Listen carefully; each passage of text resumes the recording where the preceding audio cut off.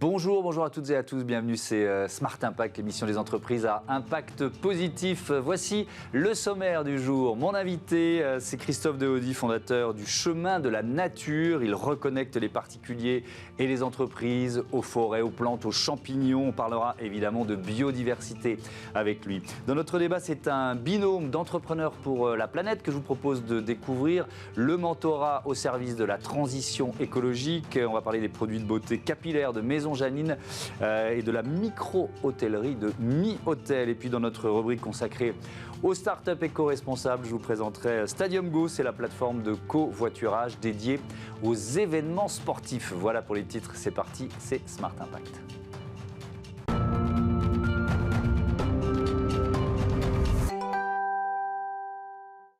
L'invité de ce Smart Impact, c'est Christophe Deaudy. Bonjour. Bonjour. Bienvenue, heureux de vous accueillir. Vous êtes explorateur-cueilleur presque depuis toujours, herbaliste et botaniste de terrain. Ça, c'est pour votre formation. Et vous avez créé donc le Chemin de la Nature il y a une dizaine d'années. Pourquoi? C'était quoi la démarche en fait? Alors, je l'ai créé finalement en étudiant. Dès le début, dès que j'étudiais, j'étais tellement passionné que j'avais qu'une envie, c'était d'en parler aux autres, de le transmettre. Donc en étudiant, j'ai commencé à organiser des premières balades sur participation libre, les gens donnaient ce qu'ils voulaient. Et maintenant, ça fait plus de 10 ans donc, que j'ai continué et ça a grandi. On va peut-être en parler après. Oui, évidemment, on va détailler ce que vous proposez. Qui sont vos clients, des urbains en mal de nature, on peut dire ça? On peut dire ça, oui. Après, c'est tout public, tous les âges. Et c'est aussi les entreprises, les associations, les écoles. Et c'est vrai que beaucoup de gens me disent que depuis qu'ils ont découvert le Chemin de la Nature, finalement, ils vivent mieux leur situation en ville. Parce qu'ils se disent que même en étant en plein Paris, par exemple, ils peuvent aller en 3 stations de métro, par exemple, au bois de Vincennes et au bois de Boulogne, ou même au but de Chaumont, et puis être émerveillés. Pas forcément besoin d'une grande nature sauvage, mais déjà en observant les petites plantes et les champignons. On n'est pas obligé d'aller trouver une immense forêt pour se reconnecter à la nature. Quels sont les bienfaits de cette reconnexion à la nature? Déjà l'activité physique. On se balade, on respire, on sait que c'est bon pour la santé. Ensuite, le contact à la nature, voir les arbres, entendre les chants des oiseaux, c'est aussi connu que ça diminue l'anxiété et augmente, on va dire, le bien-être en général, le système immunitaire, etc. Et après, ça va être les bienfaits de ce qu'on peut cueillir, de ce qu'on peut y trouver dans la nature, les bienfaits des plantes, les bienfaits des champignons. Ça, on rentrera dans le détail. Qu'est-ce que vous proposez effectivement? Vous avez des clients, des particuliers ou des entreprises? Il y a des balades, il y a des ateliers. Qu'est-ce qu'on peut faire grâce au Chemin de la Nature? On propose donc différents formats de balades et d'ateliers. Donc, on a gardé le format sur participation libre à peu près 3 fois par mois pour le grand public. On propose une balade d'environ 1 heure au but de Chaumont, au bois de Vincennes. Et là, c'est un grand groupe, c'est un peu un format de découverte. Comme ça, tout le monde peut venir, même pas besoin de payer en ligne, etc. Ils viennent et puis ils découvrent un petit peu les plantes pendant 1 heure. Et après, chacun apporte un truc à boire, à manger et on se fait un petit apéro pique-nique. Donc ça, c'est pour les particuliers et pour les entreprises. Qu'est-ce que vous Ça, c'est pour les proposez? particuliers. Même pour les particuliers, il y a tous les formats. Ça va de 4 heures, 1 journée, 2 jours. Et pour les entreprises, c'est pas si éloigné que ça. On propose donc des balades, tout simplement, amener les équipes dans la nature, à la découverte des plantes ou des champignons, ou les deux, avec des petites dégustations pendant, des petites dégustations après de ces plantes et de ces champignons. Parfois, ça peut être avoir un stand dans un événement, un stand où on fait déguster, où on montre les plantes sauvages communes, comestibles et médicinales de chez nous. Ça peut être des conférences, ça peut être... ça peut être plusieurs finalement formats d'ateliers qui peuvent être très variés. La biodiversité, elle a été pendant longtemps la grande oubliée, on va dire, des politiques environnementales. C'est en train de changer. Est-ce que vous l'avez senti? Parce que ça fait une dizaine d'années que vous avez créé l'entreprise, mais comme vous dites, c'est un engagement beaucoup plus long que ça. Est-ce que vous sentez cet appauvrissement de la biodiversité? Moins d'insectes, moins d'oiseaux? Ou pas forcément? Moins d'insectes, oui. Ça, c'est clair. Après, ça dépend des zones, bien sûr. Mais il y a une tendance à avoir de moins en moins d'insectes. J'ai l'impression que tout le monde le voit, ne serait-ce que sur les pare-brises. Ensuite, par rapport aux plantes et aux champignons... Vous ne le ressentez pas forcément? Je ne le ressens pas forcément. Je vois parfois que la nature souffre, surtout de sécheresse, et surtout les arbres. Ça, je le vois. Par contre...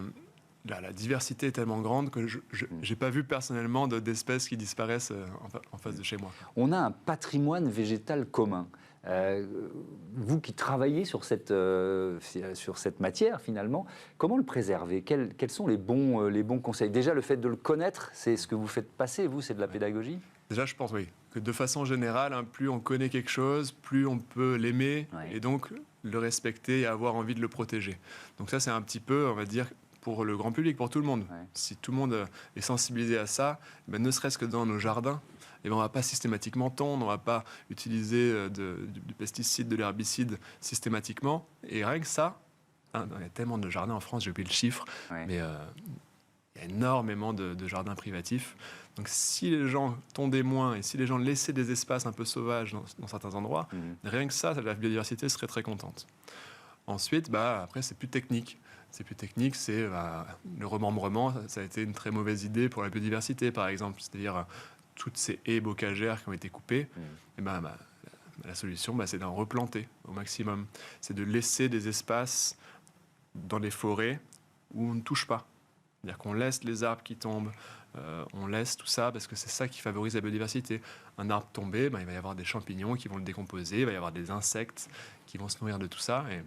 Et c'est plein de petites choses, comme ça, plein de petites actions qui demandent une connaissance finalement assez scientifique du problème pour pouvoir mettre en place.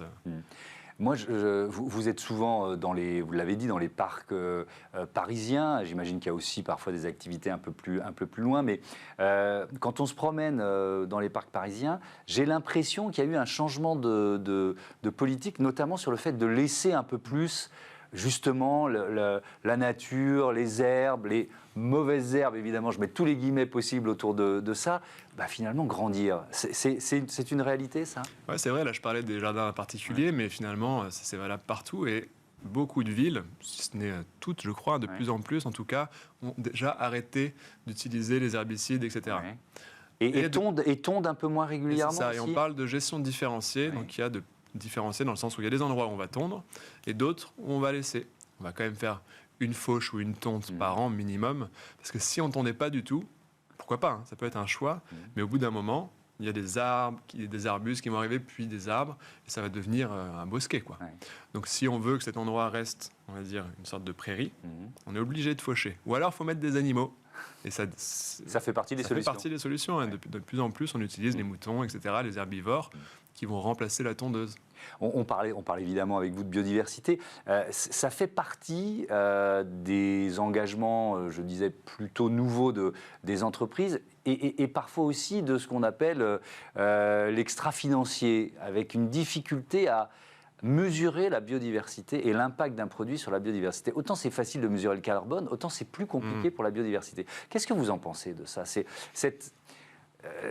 vrai qu'il y a des contraintes qui s'imposent aux entreprises, c'est très bien, cet aiguillon réglementaire, ça les oblige à progresser dans la transformation environnementale, sauf que la biodiversité, comment je fais? Je suis chef d'entreprise, comment je fais pour savoir l'impact de mon produit?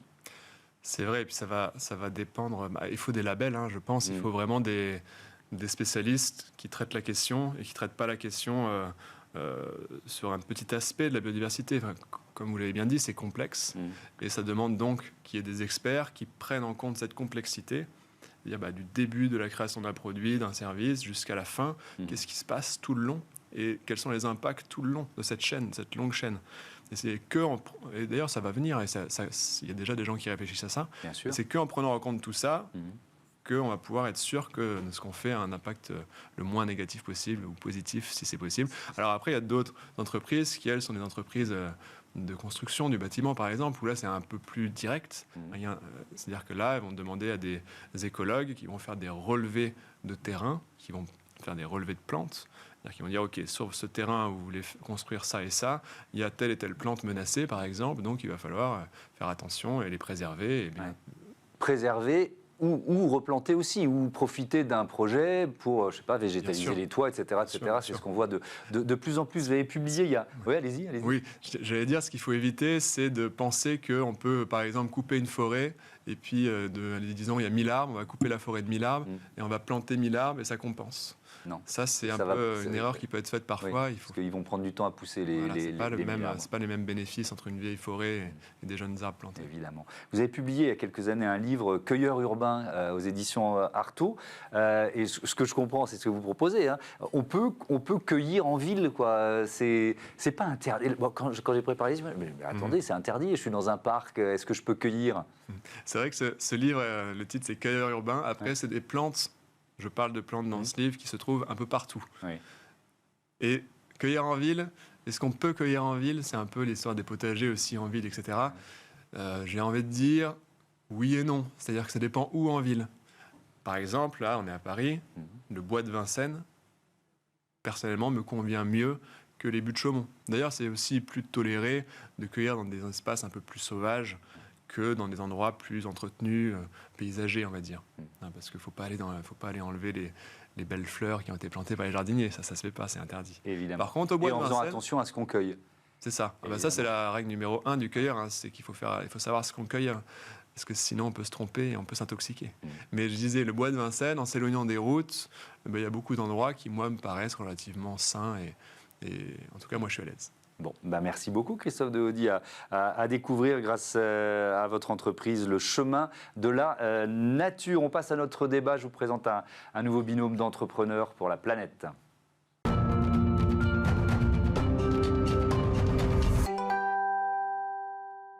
Entrepreneur pour la planète, le mentorat au service de la transition écologique. Je vous présente un nouveau binôme dans ce Smart Impact. Claire Flandin, bonjour. Bonjour Thomas. Bienvenue, vous êtes la fondatrice de Maison Janine. Et puis avec nous en duplex, Nathalie Greenbaum, qui est la directrice de Mi-Hôtel. Bonjour et bienvenue à vous aussi, entrepreneuse pour la planète. Donc on va commencer par présenter vos entreprises respectives. Maison Janine, vous l'avez créée il y a 18 mois. Avec quelle idée ? Avec quelle idée? Eh bien, écoutez, Janine, ma grand-mère, m'a inspirée. J'ai eu envie de reconnecter le bon sens de l'époque et son élégance en créant une marque experte en soins capillaires, bon pour la tête et la planète. Bon pour la tête, bon pour la santé, avec des ingrédients naturels, bio, vegan et made in France. Et bon pour la planète en utilisant le format solide pour les produits d'hygiène, donc shampoing et après-shampoing, et liquide, mais dans des flacons recyclés, mais surtout consignable. Donc voilà. Consignable, ça c'est important aussi. Et effectivement, créé il y a 18 mois, mais les produits arrivent sur le marché là en ce moment. Il y a eu un temps de quoi? De R&D, de mise en place en quelque sorte? Principalement du R&D, en fait. L'innovation était surtout sur la sensorialité. Pour changer les modes de consommation, il faut aller par le plaisir et la sensorialité.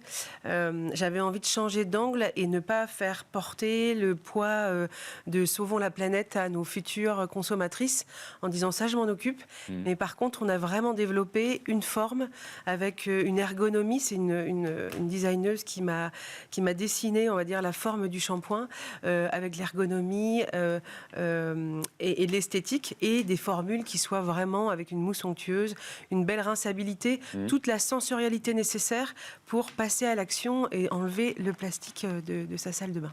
Nathalie Greenbaum, on va parler évidemment de votre rôle de mentor, mais je voudrais que vous me présentiez Mi-Hôtel, micro-hôtellerie, c'est ça? C'est quoi? On a vraiment revisité le business model de l'hôtellerie et l'expérience client par la même occasion. C'est de se dire, on prend le meilleur de l'appartement en ville intimiste et de l'hôtel 4 étoiles avec ses services. Et on fait Mi-Hôtel. Donc on n'a pas des chambres, on a des suites et elles ne sont pas dans des grands immeubles, elles sont éparpillées dans la ville. On en a 10 à un endroit, 15 à un autre endroit, ce qui fait que nos clients se baladent au meilleur endroit dans la ville. Et surtout, elles sont digitales, ces suites, elles sont spacieuses, elles sont toutes décorées différemment. Donc on travaille sur le beau. Donc on a plusieurs piliers, le beau, l'immobilier et puis la techno, puisque tout est digital. Nathalie Greenbaum, quand et comment vous vous êtes rencontrés? Parlons de ce mentorat avec Entrepreneurs pour la planète. Bien, moi, j'étais particulièrement sensible à la RSE depuis le début. Avec mon associée Stéphanie, on a toujours pensé à retravailler donc ce côté-là de l'hôtellerie. Et donc j'ai été embarquée dans l'aventure Entrepreneurs pour la planète et un apéritif Entrepreneurs pour la planète. Nous nous sommes rencontrés avec Claire qui présentait son projet. Donc vous êtes co-choisi en quelque sorte, on peut dire ça, Claire Flandin? Mais tout à fait, c'est ça qui est beau, c'est qu'on s'est choisi. Entrepreneurs pour la planète organise des des apéros justement pour faire rencontrer, faire pitcher les porteurs de projets, en l'occurrence c'était mon cas, et les futurs mentors. Et puis parce qu'il faut que ça matche humainement, enfin pour que ça fonctionne, il faut d'abord que ça matche humainement. Oui, complètement. Et je me souviens, c'est Nathalie qui est venue me voir, qui m'a fait parler, et finalement elle a accepté le mentorat quelques semaines après. Et j'ai bien aimé justement cette notion de digestion, cette notion de choix. Et puis ça fait 1 an maintenant qu'on travaille ensemble, en tout cas qu'elle m'accompagne et qu'on se co-accompagne, et c'est vraiment super. Qu'est-ce que ça vous a apporté dans voilà, cette genèse, cette première phase de lancement de l'entreprise? Ça m'a apporté une structure. En fait, quand on se lance et quand on a un projet impact, et même tout entrepreneur, il y a tellement de choses sur lesquelles on doit penser, la R&D, la commercialisation, il y a vraiment beaucoup de choses. Et Nathalie, elle m'a apporté un regard très opérationnel sur la faisabilité.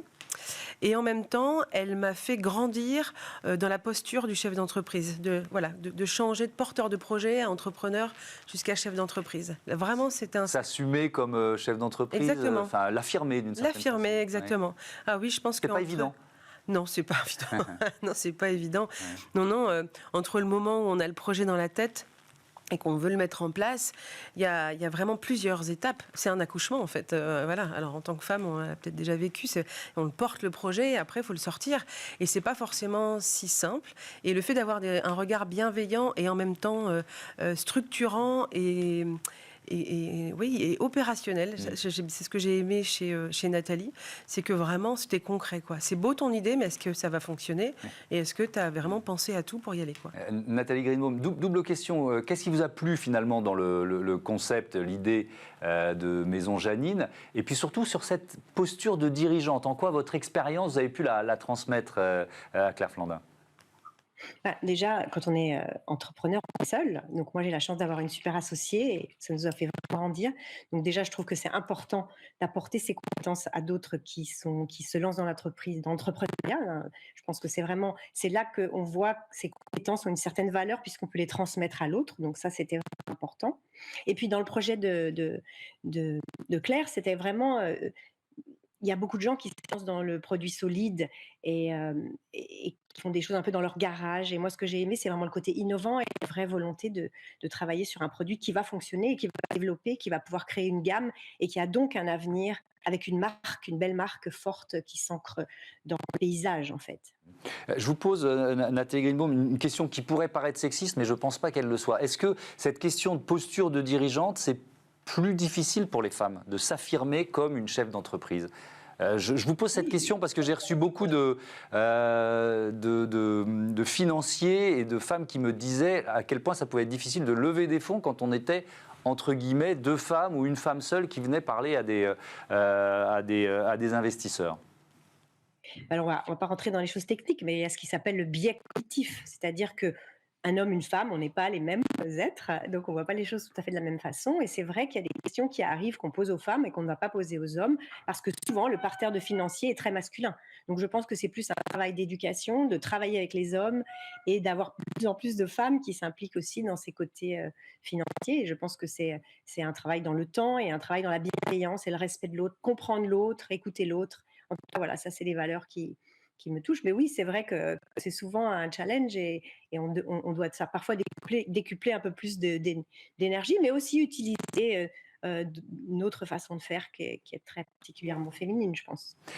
Claire Flandin, sur vos produits, tiens, je reviens à vos produits, parce que quand vous lancez comme ça des produits capillaires, secs, je ne sais pas si c'est le bon mot. Sans eau, oui. Ouais, sans solide, eau. Ouais. Il faut lutter contre des décennies ou plus d'habitude, quoi. C'était une partie du défi, peut-être la plus importante. C'est ça. Et en même temps, on revient à du bon sens de notre époque. C'est d'où le nom Maison Janine et l'aspiration de ma grand-mère, parce qu'à l'époque, il n'y avait pas autant de bouteilles dans la salle de bain, et pourtant ma grand-mère avait les cheveux propres, était élégante. Oui. Donc aujourd'hui, 500 000 bouteilles de shampoing sont vendues par jour en France, ce qui est quand même énorme, et on sait que 30% sont recyclés jusqu'à présent. Oui. Et le meilleur déchet est celui qu'on ne produit pas. Et on peut avoir l'idée de Maison Janine, on peut avoir une belle chevelure, on peut se sentir belle et avoir des beaux cheveux, sans forcément acheter un produit liquide à 80% d'eau dans une bouteille en plastique qu'on va jeter après pour renouveler. L'avantage du solide, c'est que il est facilement transportable, il dure plus longtemps. Et puis au-delà de ça, la formule, on met des ingrédients. Là, il y a eu un vrai travail de formulation pour justement avoir... De sourcing des ingrédients, c'est ça ? Oui, sourcing d'ingrédients. Je suis entourée d'expertes en soins capillaires. C'est 18 mois de tests validés par un groupe de testeuses exigeantes, parce qu'il y a soit les personnes qui ont déjà utilisé du solide, qui n'ont pas été convaincues, parce qu'à l'époque, quand on a démarré, on était plutôt sur quelque chose de très brut, on va dire, ou soit il y a certaines personnes qui n'ont pas encore osé essayer. Et c'est là où j'arrive au milieu de tout ça, avec un beau produit, déjà un peu séduire par le bel objet, d'où le travail avec la designeuse, et puis après, voir qu'on peut utiliser ce produit et en plus avoir des résultats. Et donc démarrer, avoir une routine avec des produits sans eau, sans plastique, c'est possible. Ouais. Ouais. Nathalie Greenbaum, est-ce qu'il y a des similitudes entre vos cibles de clientèle respectives, et est-ce que donc ça a servi finalement le mentorat ? On rigole toujours avec mon associé, on dit toujours qu'on a créé Mimiotel pour la femme d'affaires qui en avait marre de demander petites chambres à décorer, mal placées, mal situées, etc. Oui, il y a des similitudes. Et puis moi, ce que j'aime surtout dans le projet de Claire, c'est que c'est une entreprise. Enfin, il y a vraiment il y a tous les ingrédients, toute l'innovation dont elle vient de parler, tout le travail qui a été fait.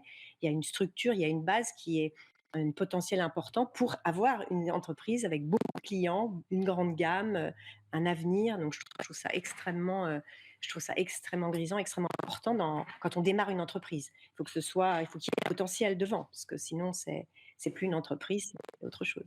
Est-ce que les produits Maison Janine pourraient être proposés aux clientes de Mi-Hôtel ?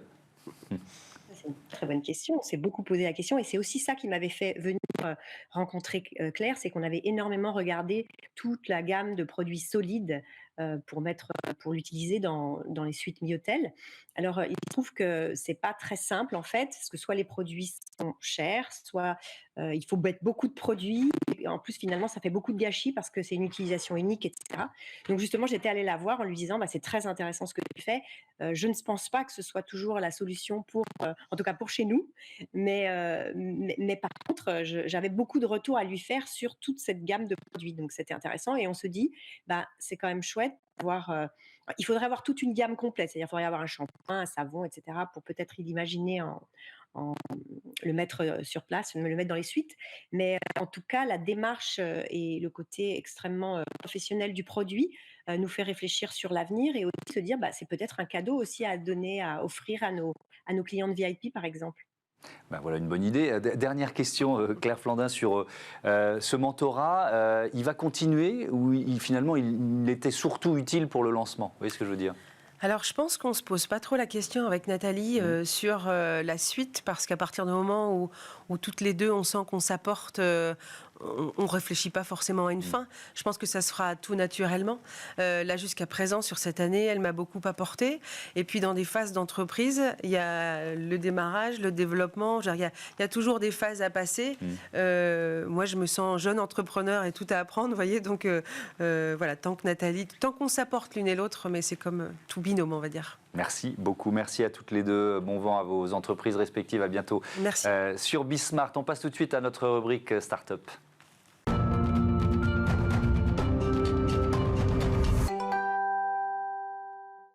Smart Ideas avec Romain Lauvergnat, le cofondateur, président de Stadium Go. Bonjour.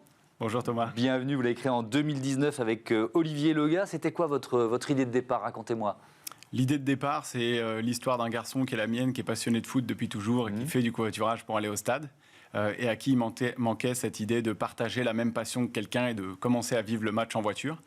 Et en créant cette première version, on s'est nous-mêmes finalement éduqués sur le plan environnemental et donc on a compris que le levier d'action, c'était la réduction d'empreinte carbone des déplacements de spectateurs, qui donne aujourd'hui Stadium Go, donc qui est une expérience de covoiturage dédiée aux événements sportifs, qui permet non seulement de réduire l'empreinte carbone, mais aussi de faciliter l'accès au stade, parce qu'on réduit le temps dans les bouchons, on facilite le stationnement. Et le petit bonus, c'est qu'on partage encore une fois la même passion. Donc si demain, vous, Thomas, vous faites un covoiturage et que vous êtes passionné du foot, vous allez voyager avec d'autres gens qui sont passionnés de foot aussi, et la dimension sociale du trajet, elle est nettement différente. Évidemment, ça passe par quoi? C'est une appli, c'est une plateforme, comment ça marche quoi? On a une plateforme qui est disponible et on a à peu près aujourd'hui 10 sports différents, donc plein d'événements sportifs. C'est le point de départ et une fois que j'ai choisi l'événement auquel je me rende, en quelques clics, je propose ou je réserve les places disponibles sur un trajet. Et une fois qu'on a fait ça, on n'a plus qu'à profiter du match, en profitant aussi des avantages, puisqu'on travaille avec pas mal de clubs et de ligues partenaires qui récompensent la pratique du covoiturage. Et ça, c'est un vrai sujet pour nous, puisque pour inciter les gens à se tourner vers le covoiturage et en faire un vrai réflexe pérenne, on peut offrir des places de parking, on peut offrir des expériences que l'argent ne peut pas acheter, comme accéder au bord du terrain et voir ses joueurs préférés s'échauffer. Et ça motive les gens à se tourner vers la pratique. Qui sont justement ces partenaires, ces clubs sportifs? Il y en a beaucoup? Aujourd'hui, on travaille avec un peu plus de 70 organisateurs d'événements sportifs de toute taille, puisqu'on a aussi bien des clubs, des ligues que des fédérations ou des gros événements comme dernièrement la Coupe du Monde de rugby. Et le but du jeu, c'est qu'eux, ils arrivent à communiquer chacun à leur échelle à leur tissu de spectateurs et de supporters de manière un peu locale.